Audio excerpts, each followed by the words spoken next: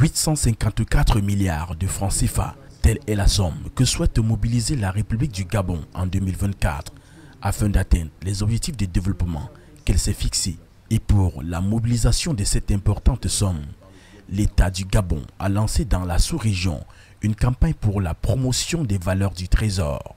À travers cette campagne, le gouvernement du Gabon compte sur les partenaires financiers et investisseurs de la sous-région Afrique centrale.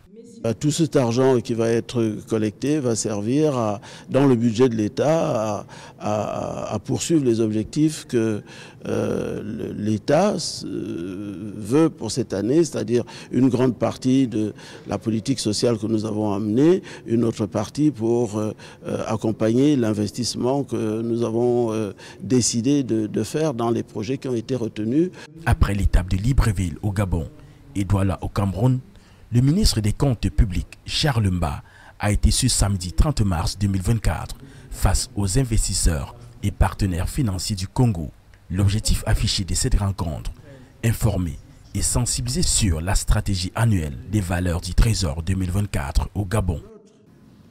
Cette année, c'est une somme globale de 854 milliards de francs CFA que nous comptons mobiliser au titre de bons du Trésor assimilables et des obligations du Trésor assimilables, les BTA et OTA.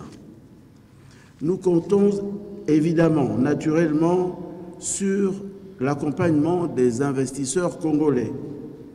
L'intérêt de ces derniers pour les valeurs du Trésor s'illustre bien dans le fait que l'État du Congo détient l'encours le plus important sur ce marché.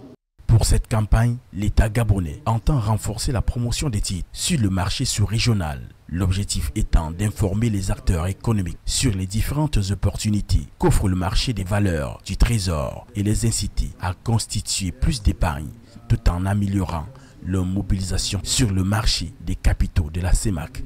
L'État gabonais, qui a levé près de 6 462 milliards de francs CFA en décembre 2023, est entré dans le marché de la bourse des valeurs du Trésor en mai 2013.